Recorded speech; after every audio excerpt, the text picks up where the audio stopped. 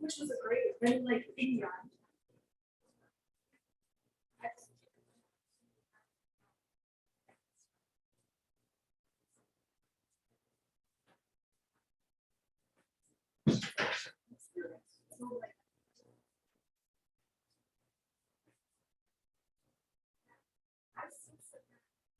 Like actually, I'm not. They don't have that, so I.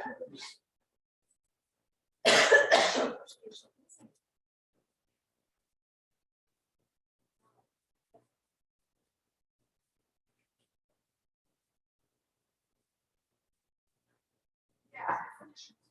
So true, so true. And that's why.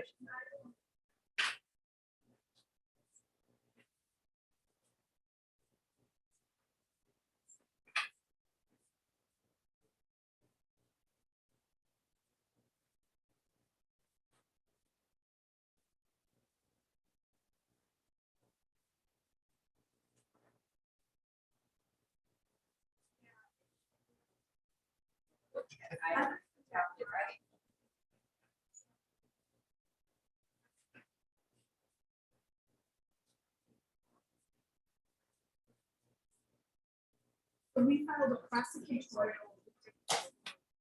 That's what else.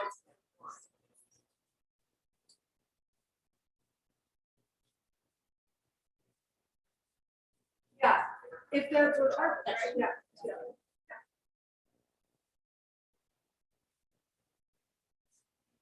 She's got it. Yeah. And I.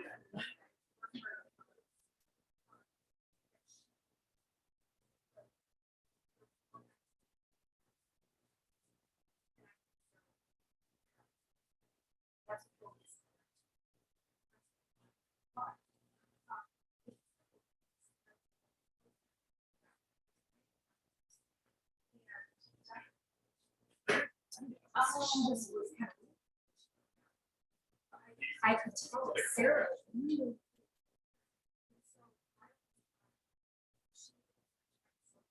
Doing a good job, and it was just. But yeah, she stopped talking through it.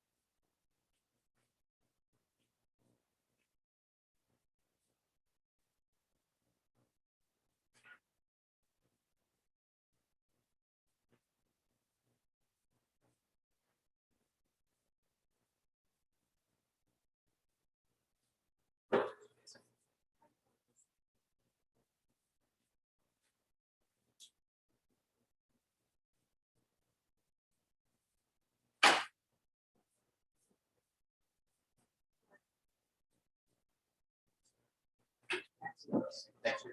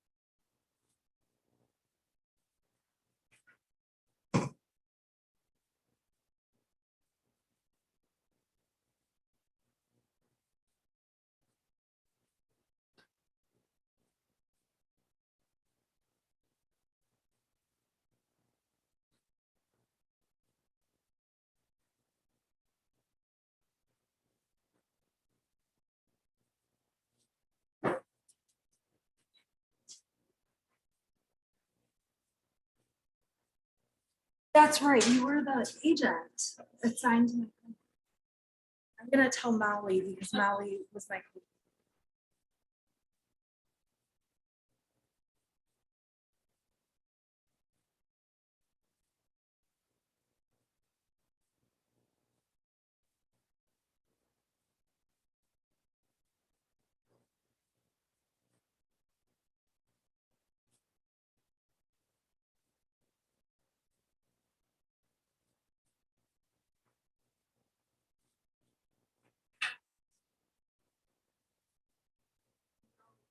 Oh, her license.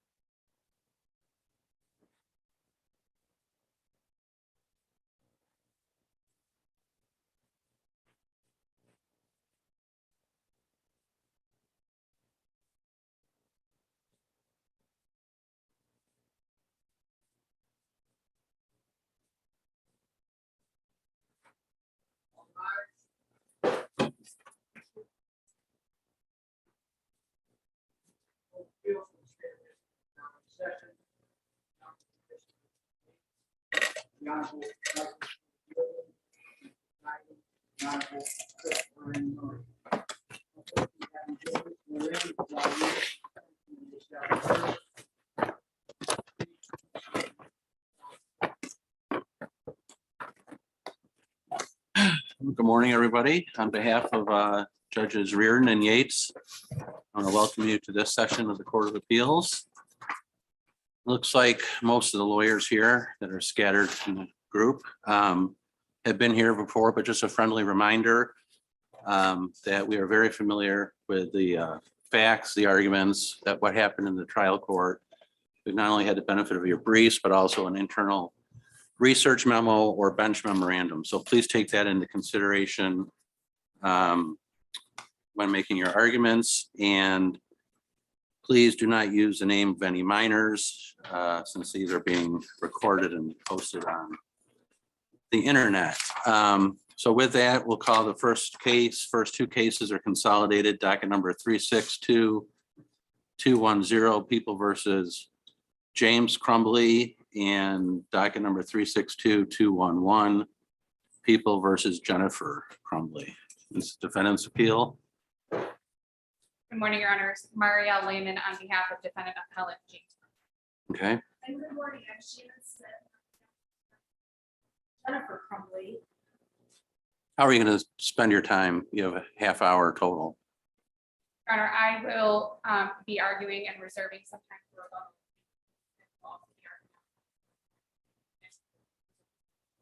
Okay, well, how much time? Are you going to be doing 15 minutes each? Yes. Okay,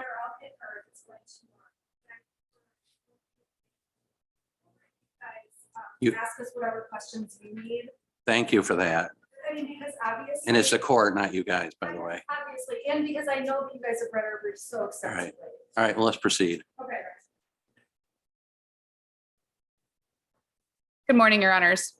In this case, the prosecution has failed to point to a single case in which, under this context, an individual can be held criminally responsible for the calculated, planned, intentional, deliberate acts of another person. Here, EC planned, carried out, and deliberately intended to cause the deaths of the individuals in this case. But our standard is awfully deferential, isn't it? It's an abuse of discretion to start with, and it's a probable cause standard coming out of the preliminary examination, right? That's correct, your honor. And our position is, in this case, the prosecution has failed to even meet the probable cause standard as it relates to causation on behalf of James Crumbley. James Crumbley had no knowledge of what EC was planning. He was Had- called over to the school that day, wasn't he? He was. He had knowledge then. He had knowledge that there was a drawing, but had no knowledge of what EC was planning to do that day or at any other point. Certainly a warning signal, wouldn't you say? It could be a warning sign that EC may have been troubled or may have been having certain thoughts, but not a warning sign that he was going to kill 4 other people. Warning, Go ahead. sorry, warning sign that maybe he had access to a gun? James Crumbley did not know that EC had access to that firearm. He bought him the gun. Well, and the first thing he did when he heard about the school shooting was go back home to see if the gun was there. So certainly was on the top of his head. Mr. Crumbley went home and did check to see if his firearm was there and realized that it wasn't. Right. Well, I have a question on the whole intervening cause, superseding cause thing. In most of the cases, except for, I guess, People versus Head,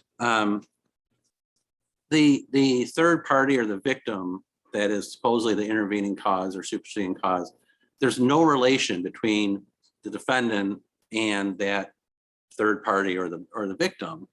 And here, there's obviously a significant connection, and the argument I think the prosecution's making, at least in part, is that both defendants kind of greased it so that this led to what EC did. So so how do you deal with that when there's not a separate third party or victim situation, which there are in most cases? The prosecution's theories in this case extend beyond the parent-child relationship. The prosecution's theories in this case don't require a parent-child relationship, but again, extend beyond that relationship. So to answer your question more directly, it wouldn't matter under the prosecution's theories whether there was a third-party victim who was an intervening superseding cause or not. Under the prosecution's theories, their criminal liability can extend beyond just the parent-child relationship. It's not specific to the parent-child relationship. What are we supposed to do with the Head case? In the Head case, that was an unintentional shooting. In the Head case, the minor was 10 years old at the time of the shooting. There were some facts in that case regarding the storage of the firearm that were different than in this case. And again, that was an unintentional shooting that the defendant was held responsible for. In our case, we have an intentional, planned, deliberate shooting of multiple people. But in the Head case, there really wasn't any indication that there was going to be a problem. It's just negligence. As Judge Reardon pointed out here, there were warning signs all over the place. In the Head case, the liability was conferred upon the defendant based on his improper storage of a loaded firearm. That is different than in this case. And obviously And some of those facts have not come out yet. Causation in Head was more because, like you said, I mean, the court kept saying it was accidental shooting. And I thought generally the rule is if it's negligence, then it's foreseeable. And when it's intentional, it's generally not. But you do recognize that it's not a hard and fast rule, right? With respect to intentional acts. In the head case, the context was that the minors were playing in the room where the loaded, improperly stored firearm was. I believe that the court conferred liability onto the defendant based on what could be foreseeable in an accidental shooting, Right. not in a deliberate intentional shooting as we have in this case. Right, and that's why we would distinguish head on that basis. But you do recognize that still the rule that an intentional act is an intervening superseding cause is not an absolute rule. It's the general rule, correct? It may be a broad general rule, but there's some maneuvering in there. I would say that it is a general rule, but it is also the governing rule about intervening superseding causes. But isn't the touchstone foreseeability, not negligence, as opposed to an intentional act? I mean, at the end of the day, aren't we looking at foreseeability more than anything else to determine whether there can be criminal liability that attaches? The prosecution's position is that the shootings in this case were foreseeable by James Crumbley. The defense's position is that they weren't foreseeable. So the court can look at foreseeability, but just having a child or a minor who may engage in strange or questionable behavior doesn't necessarily mean that a parent or any individual can foresee that they're going to carry out a premeditated murder of one or multiple people. That's what all this case was about. You might be right. But that's not all it is.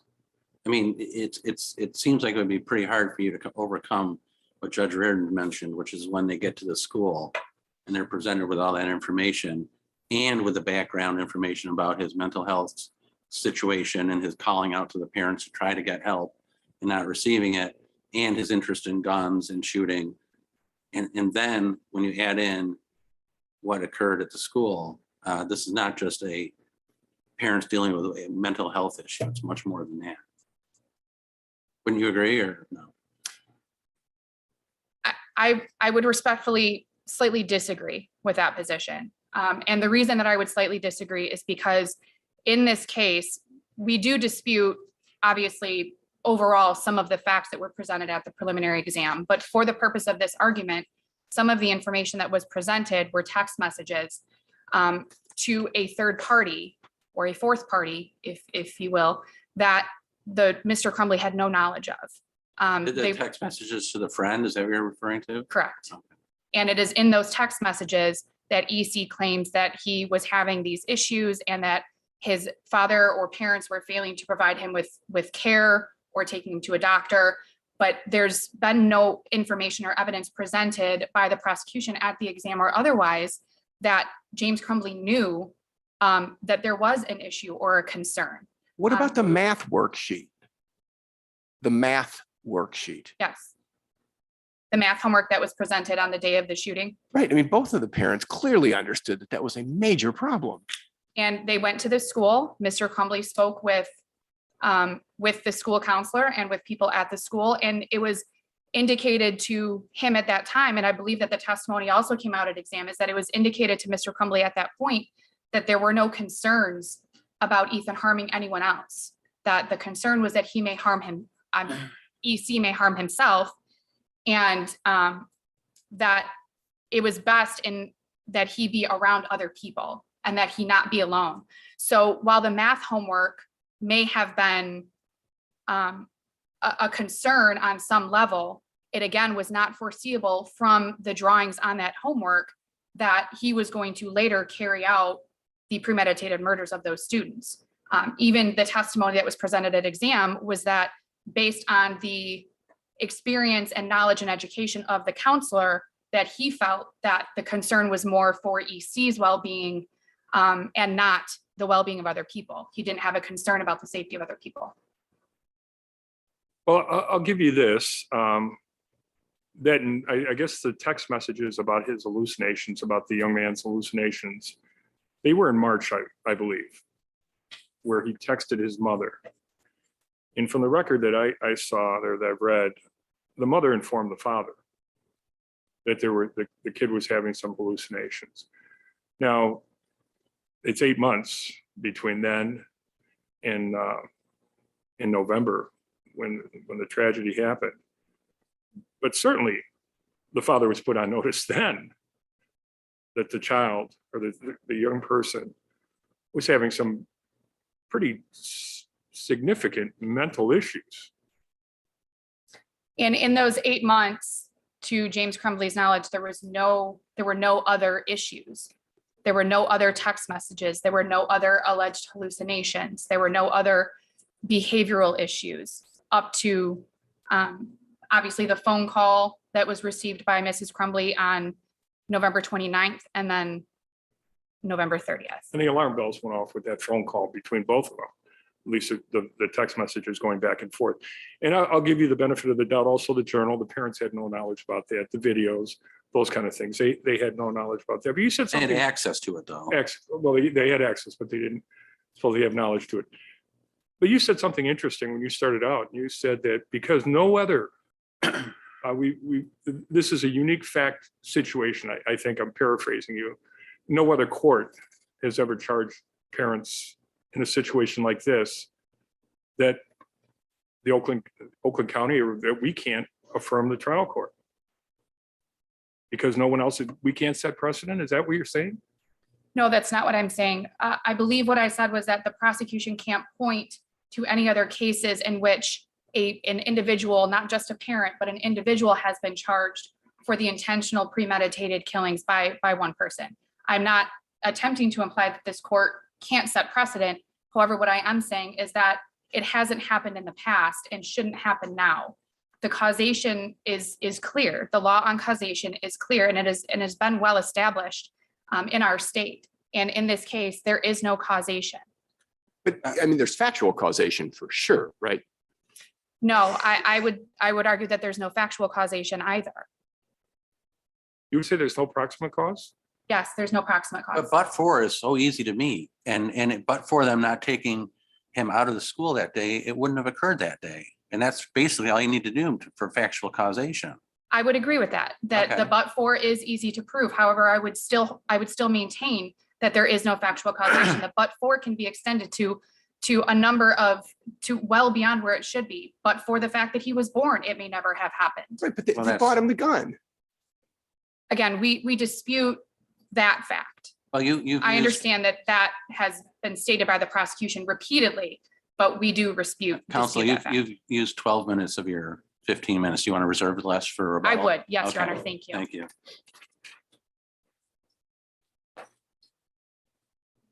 Good morning. Good morning. Obviously, there could not be a more horrific case and set of facts before this court for you to decide. And I'm keeping my cheat sheet in front of me to not use the minor's name because I have a bad habit of that. If I can speak or I can take questions, whichever you prefer. Go ahead and make your argument. Okay, so in this case, I think the most important case that's out there is the Zach case, which was cited too heavily in the defense's reply. And in that Zach case, it was very instructive that when a person commits a free and deliberate shooting of a victim, they become the proximate cause of the victim's death. And in that case, at the time the shooting took place in Zach was with the person who actually shot the gun. Zach was responsible for having given that gun to that person. So there was not a parental relationship, but at least enough of a relationship that Zach was more involved in that set of factual circumstances than Mr. and Mrs. Crumbly were with their son EC. But you can't just cut off liability at the proximate cause. I mean, the governmental tort liability does that for immunity, but it's never been my understanding that if you're a proximate cause, you're nonetheless freed because somebody is the proximate cause. You have to argue an intervening cause, right? Well, in this case, we believe that EC was an intervening and superseding cause. And the reason is because, and these facts are not disputed, his age makes a difference. This is not a case where we're talking about a child unintentionally shooting a gun. We're talking about a 16-year-old who wrote elaborate and deliberate plans in a journal that he only knew about.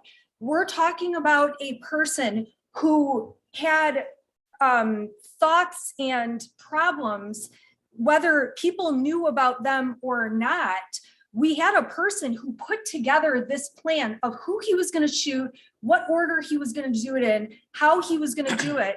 And until the prosecution can show that the parents were more a part of knowing that was the plan and that it was foreseeable, he would actually take a gun and shoot other people, they'd be charged as aiders and abettors. And that's obviously not the facts in this case. But what about Judge Murray's point about what they learned when they went to the school? Because you have that math worksheet, which is so troubling, and they both understood that was tremendously troubling. And yet they came into the school, true, good for them, but then they just left, didn't hug him, left the school, left him in for the rest of the day. So that's the math worksheet is. If I can just tag on Sure. one thing to Judge Yates, they also didn't look in the backpack. Okay, so with that, when they went to the school that day, I agree with you 100% that math worksheet is troubling, and I'm the parent of 4 kids. And if I saw that, I would absolutely have a strong reaction. I completely agree.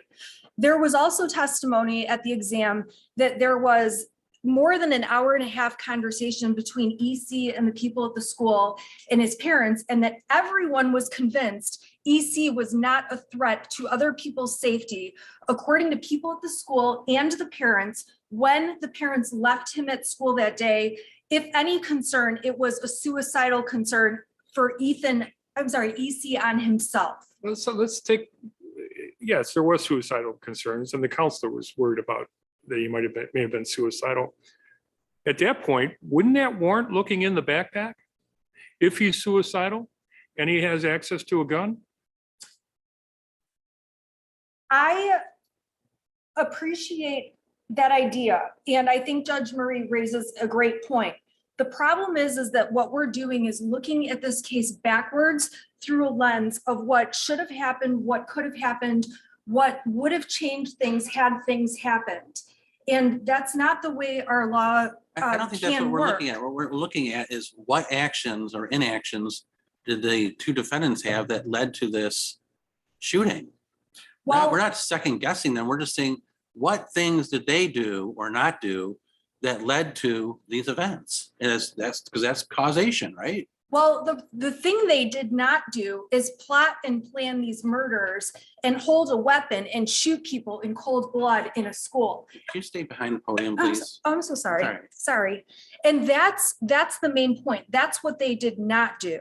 Anything else they could have done, like get him into therapy sooner, look in his backpack, go through his cell phone, go through his room, pick apart anything. Those are all things that in hindsight, parents always wish they had done when a problem occurs or they find something like this out. The problem is that extending that kind of liability for failure to open a backpack or failure to give a hug or failure to do one of those things ends up opening this unlimited liability to every parent across the state. If I have a child that goes and has sex with an underage girl, do I as the parent then become liable for criminal sexual conduct because my child used the cell phone I technically own, drove the car I technically own, and I knew my son had an affinity to like girls? But that's a different situation. You usually have a relatively high mens rea requirement. This is involuntary manslaughter, which is malice-free homicide.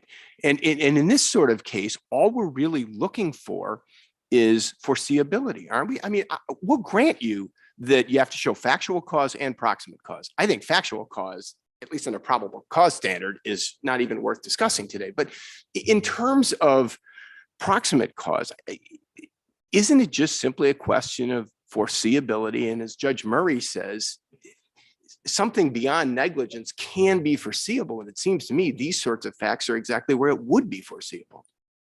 The problem with the foreseeability argument in this case is that there are so many things you could point to that could be foreseeable or not. But at the end of the day, it truly wasn't foreseeable that EC was going to take this gun and shoot people. It was not foreseeable to his parents. They're the last people on earth that would want to, first of all, have their son locked up in prison the rest of his life for committing such a heinous, horrible act.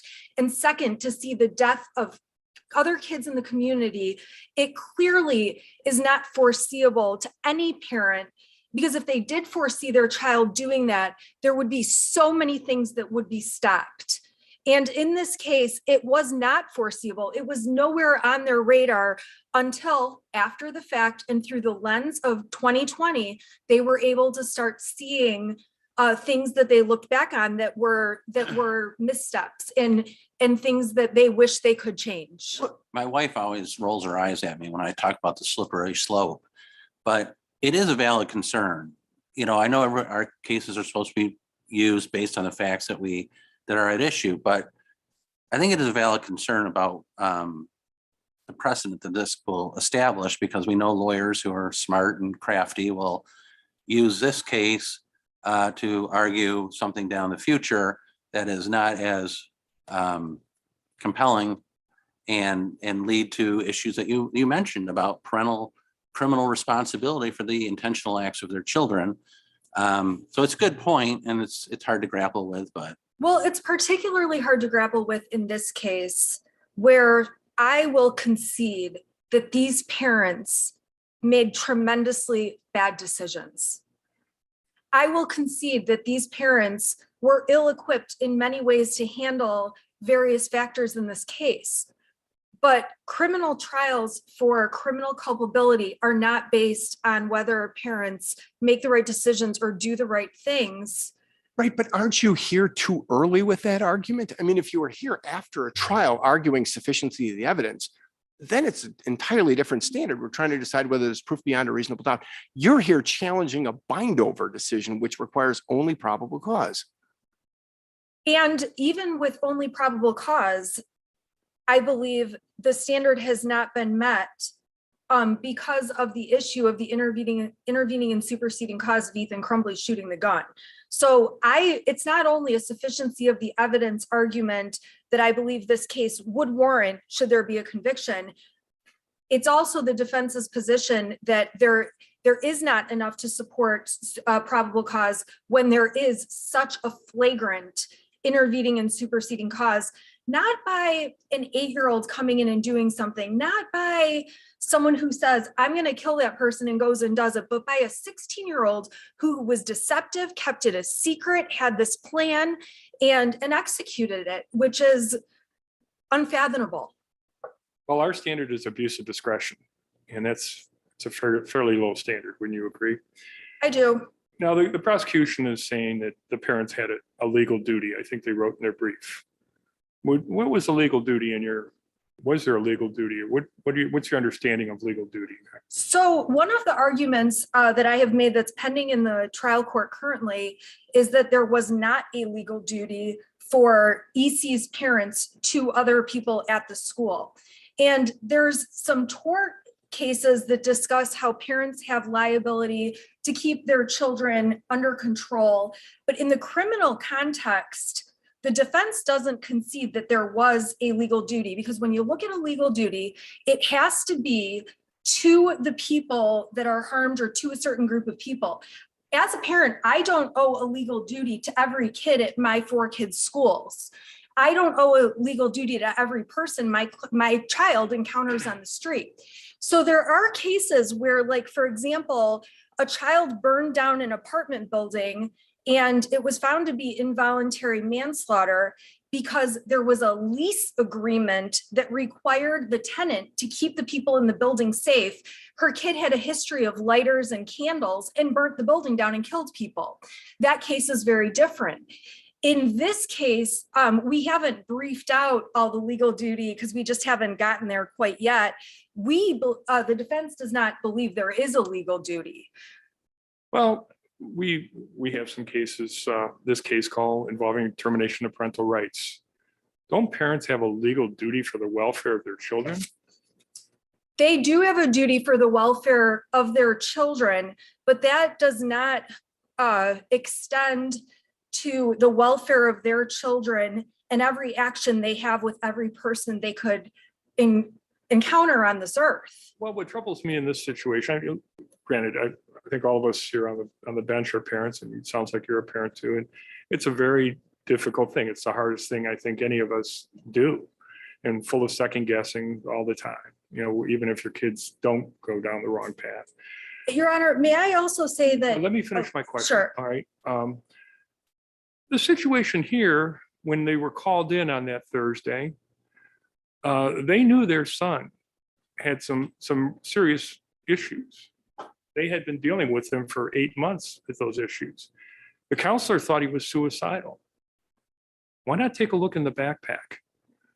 They don't want him to harm himself. Do the parents have a duty to keep their own child from harm? You're saying they don't have a duty to keep him from harming other people, but don't they have a duty to keep their child from harming himself? Well, first, I would say if this were a case of termination of parental rights, there's obviously different standards. Absolutely, I agree. And there has not been a petition filed against these No, I'm parents. just using that as an analogy. Okay, there's not a petition filed though for parental rights. And so to be He's truthful, being tried as an adult anyway, but go ahead. Or well, was, he was charged as an adult. right, he was charged as an adult. So the parental termination issue, well, I see what the court's saying. There are some little nuances. As far as looking in the bag, I'm not going to dispute the facts of the case with you that there were troubling text messages and then there was this, he might be suicidal, and that the defense at trial is going to have counter arguments about what those texts were about and why there were texts about Ethan having hallucinations and things along those lines. So I won't get into what our defense would be on those issues. I'll just tell you we have a defense. But even if you accept all of that is true, there is still no legal duty to look in a bag. There's no legal duty to look in a locker. How far does that legal duty extend? Would it go to a car? Would it require you to go through their room? I'm sure the parents wish they had looked in that bag. Certainly, we all wish we would have. And the thing is, the school went and got the bag from the classroom. The school personnel carried that bag down to the office where Ethan was sitting to talk to him. And they had physical possession of that bag, and they also didn't look in that bag. And based on what the school knew with the math paper, with the carrying the bag and seeing, they commented about how heavy the bag was, all those things combined. The school's not charged. Well, it makes Okay. it, All the right, prosecution's theory makes it so they could be. Well, you have a valid argument there. And I've thought that myself, but the school's not charged here. The individuals at the school have not been charged. And they very well, maybe they could have been charged. What duty do parents have of any to their children? Answer me that. So the question is different when you say, what duty do they have to their children? What legal duty do we have to children? Well, we have the duties under the Child Protection Code to get them medical care, give them food, give them help, education, things along those That would lines. include mental health care. And that does include mental health care. The first time that mental health care was discussed was at the school during the meeting that day. The first time the word suicide was used during the meeting that day at the school, and the trained professional counselor allowed, you can't just leave your child at school if they say your child has to go. I had a child throw up at school once. I said, my kid drank too much pop. Let them stay there. He just needs to let his stomach settle. He's going to be fine. And they said, no, if your child throws up, you have to take them home and they can't come back for 24 hours. EC was allowed to stay at school based on a trained mental health professional's discussion with EC and with those parents. Didn't they recommend that the parents remove him from school that day? No, well, that's a contested fact at issue, but the obvious answer is that they didn't demand he be removed because he wasn't removed. He was allowed to stay at the school. He was allowed to be there the rest of the day. There was something that they wanted him to get mental health treatment within 48 hours with a therapist, and the parents agreed to do that and took the mental health services list of therapists with them when they left the school that day. It was something, they very much intended to do. So this is not a case where over and over these parents have failed to get the care for their child they needed to do. But if that is the case, they should be facing a petition in juvenile court or in the juvenile jurisdiction of the court for termination of parental rights based on their harm to their child. Okay. Thank you. Your time is expired. Thank you.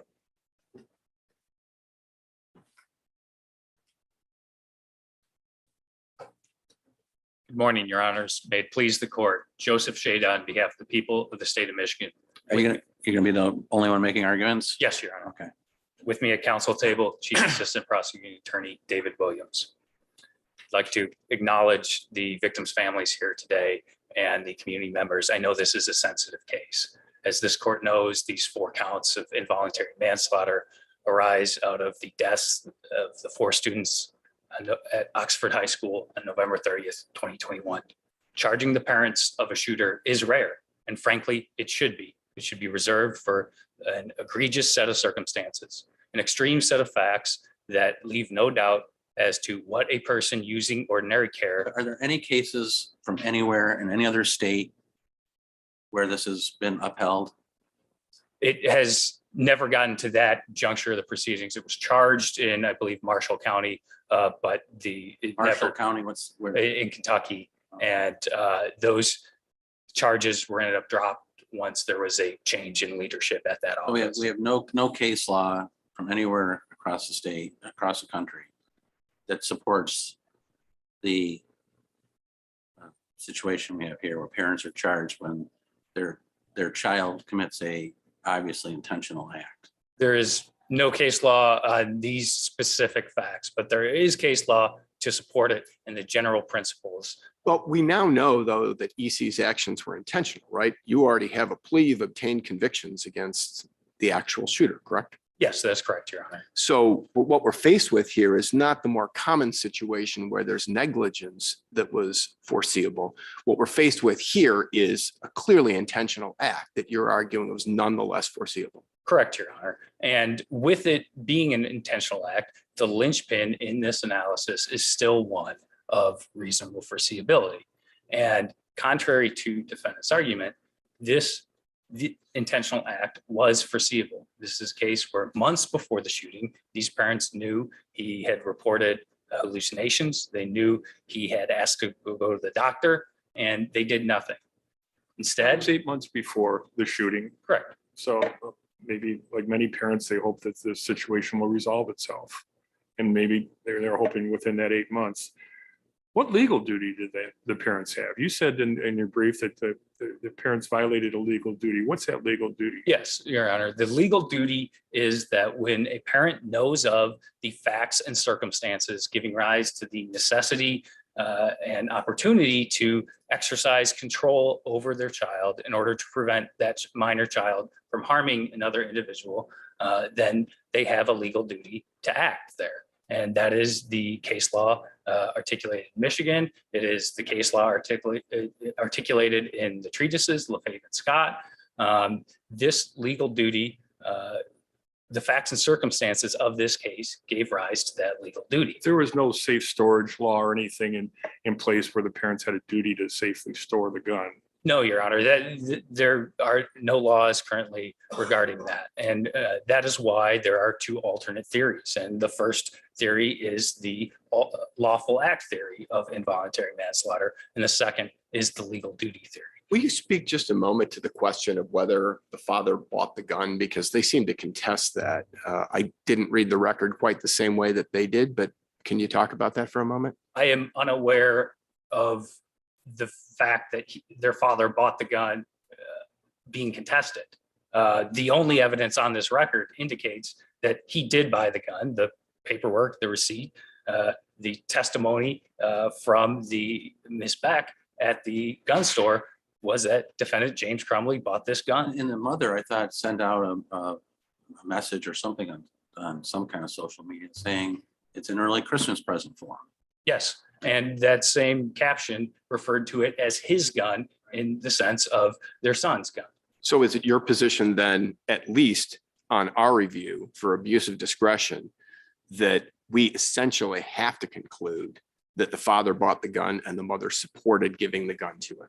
Yes, Your Honor, that is what the record indicates. There are no facts to the contrary. And I think he said, the EC himself said the gun was bought for him, didn't he? correct, he referred to it as his gun in his own Instagram post as well, which both of these parents followed his Instagram account to which it was posted. With Can I ask you a question?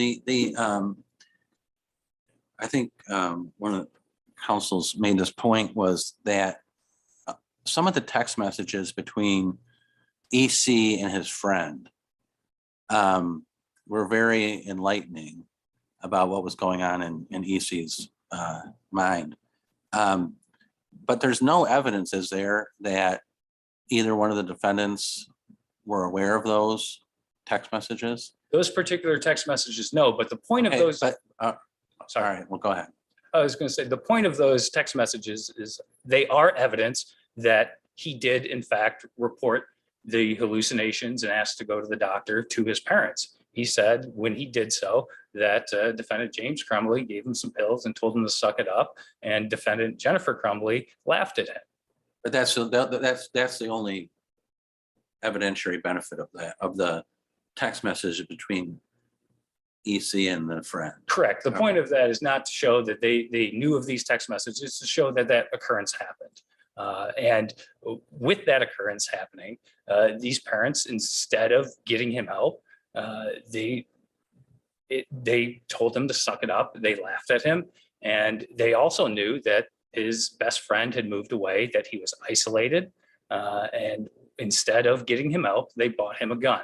They knew he was fascinated with guns. He had posted the targets to his Instagram, posted the pictures of the gun to Instagram as well, had targets on his bedroom wall, and he was proficient with that. But, you know, when you just summarize that evidence, I couldn't help but think to someone in perhaps a more rural area who is a family of hunters who buys a 15 or 16-year-old a rifle to go deer hunting with, who best friend moved away, grandparent died, dog died, and was having, you know, some tough times. And most kids at 15 or 16 are having a tough time with one thing or another anyway.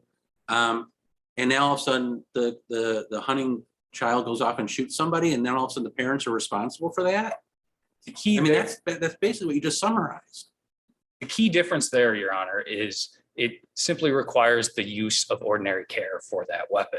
So it's not to say that nobody can have a gun, nobody can use guns as hobbies with their children. It's the But key. then what differentiates that? Where you have some signs that your child is having some emotional trouble at school, they're being bullied, whatever. And they also have a gun because they enjoy, you know, using guns for hunting and sporting and whatever. And then that child goes off and kills somebody. Why is that case different than what we have here? That case is different because of the level of knowledge that these parents had. They knew he had a fascination with guns. They knew that he was just gifted this gun days earlier. They knew of the graphic drawing that he had just made that had the words, "The thoughts won't stop, help But me." even the school district or the counselor said being interested in guns is an acceptable hobby. There's nothing wrong with being interested in guns or letting children shoot. Heck, all these American Legion posts throughout the state have shooting classes for kids. Now, what's the precedent we're going to set here? I mean, there are a lot of families with kids who might not be as stable as the parents would like them to be. What's going to be the guidepost that we lay out for other cases to follow? Is it the kid's bullied at school, comes home complaining about that, lock up all the guns? Is it the kid seems down, make sure the kid doesn't go to school? What message are we going to send with this case here? The signs or guideposts, if you will, are simply the elements of this offense, and namely gross negligence, which requires the use of ordinary care. Does it matter that the father was a straw purchaser when you talk about gross negligence or not? It certainly is a fact that can come into play. It doesn't make or break the situation, but we know from how these parents referred to the gun that they thought of the gun as the child's. It was a gift to him. Is he, you know, and I'm just focusing obviously on the causation, which is all we are dealing with. If the situation didn't happen on that day when they were called in to the school, if you took that out and instead, you know, one of the teachers didn't see the drawing or didn't see him watching the video, and then he just went off and still did the shootings, would there still be causation against That these would- defendants? That would be a much more difficult case to make with that factual variation and any factual variation. It's going to come down to the level of knowledge. And certainly what happened at the school there that day was a big piece of this picture and a big piece of these parents' knowledge. What do you fault the parents for most? Not opening the backpack, not taking him home from school, something else? Certainly, Your Honor, the law does not prescribe one way in which ordinary care may be exercised. So there was a number of ways in which they could have exercised ordinary care to prevent this. So they could have checked to see if he had the gun they just gifted him days earlier on him. They could have simply taken him home from school. They could have adequately secured that weapon. There are a number of things that these parents could have done to exercise ordinary care in that situation. And they did none of them in this case. In the scenario Judge Murray just gave, the parents had one fact that the school district didn't know. And that was the text messages about the hallucinations in the kitchen to the mother and the whole thing. That's the only fact that the school district was not aware of. And that incident took place in March, as we've talked about earlier. So we're focusing in on the day in question, that Thursday. The school district had the exact same information as the parents. Exactly the same information. Kid's distressed. Kid likes guns. The math drawings. The bullets the day before, surfing the internet looking for bullets during class. All the same information. Isn't the school district or the personnel there equally as culpable So as the parents, as Ms. Smith said? I would push back on that and say, no. First, I would disagree that they had the same level of knowledge. These parents knew more, such as he was gifted that gun days earlier, that it was considered his, No, that he was. having a gun, there's nothing illegal for parents buying a gun for their children. There's not, but it is. And the school district even said it's a fine hobby. It Just is. don't bring it to school. It is, but they knew he had this gun while exhibiting those thoughts on the drawing, the words on the drawing. They knew he was proficient with the gun. The school district knew that he had a fondness for guns too. The counselor knew that.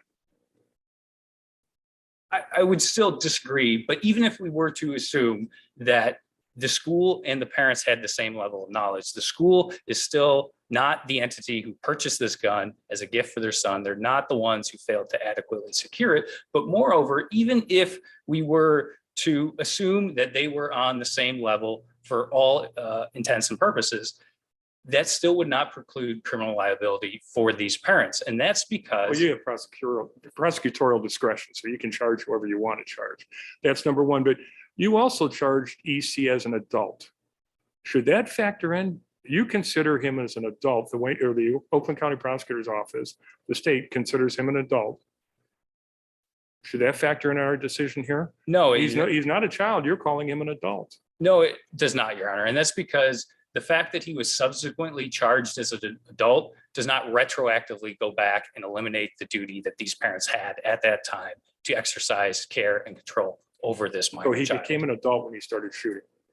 He didn't become an adult. He still is the minor child, and that duty still applied. However, the fact that he subsequently was charged as an adult does not go back and retroactively. But it does go to the point that, which is what the law says, the general overarching rule is that intentional acts are superseding intervening cause. And EC is considered an adult probably because he showed a lot of forethought in what he was doing and his age, although I guess the Supreme Court disagrees with that now.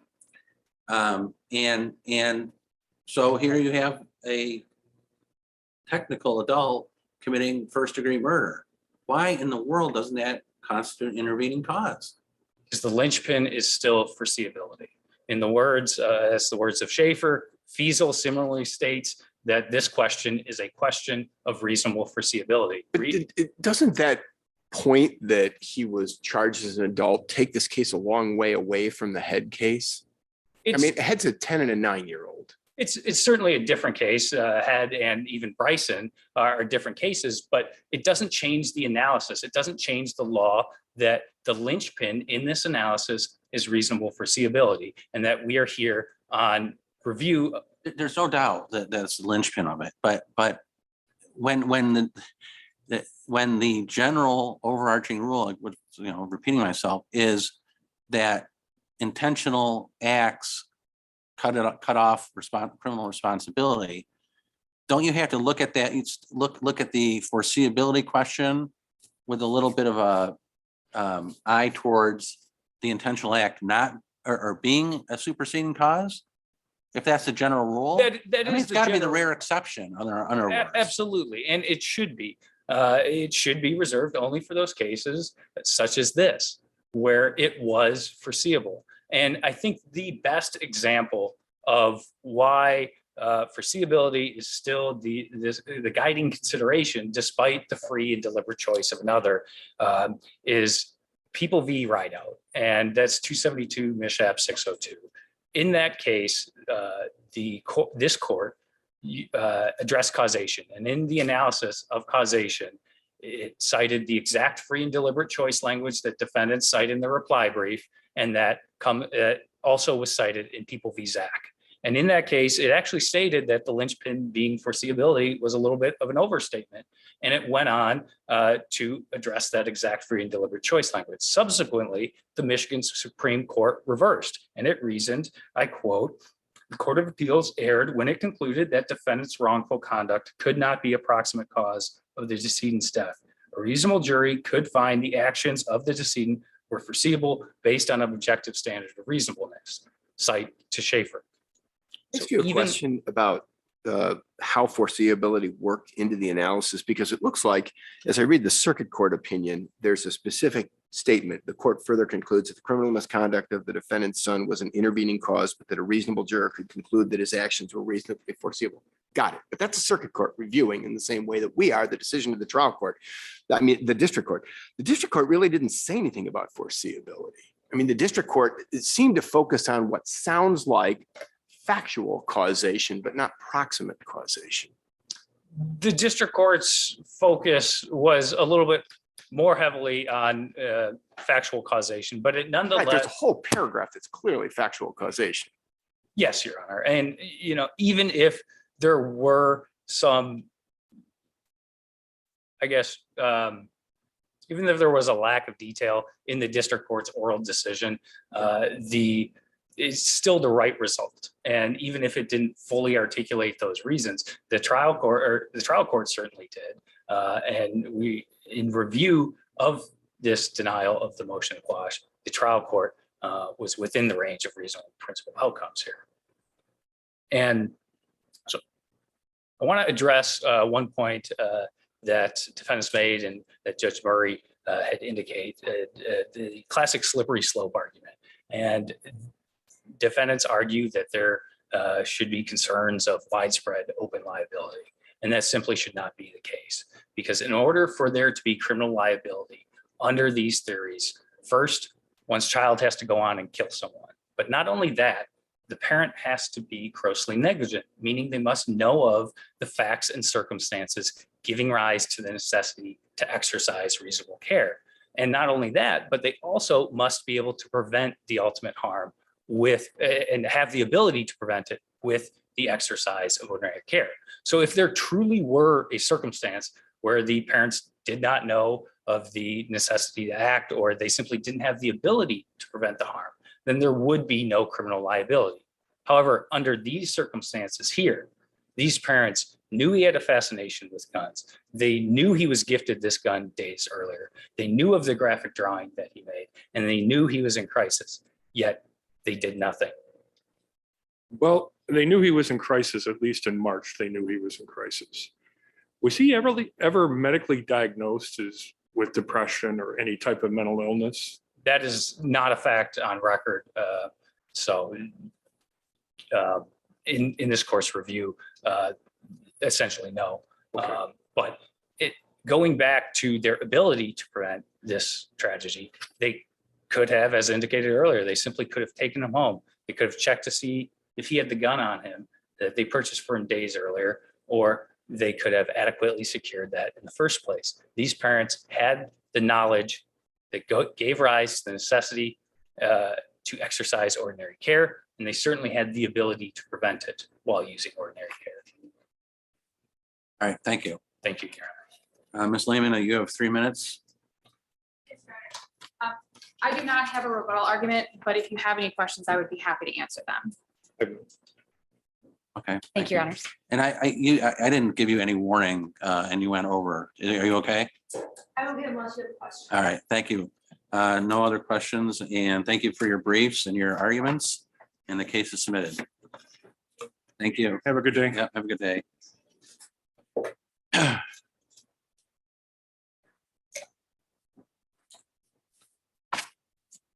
Item number 2. What? Huh? Oh, we have to wait for him to get in the door. Come in. Okay, there we go. Yep, there we go.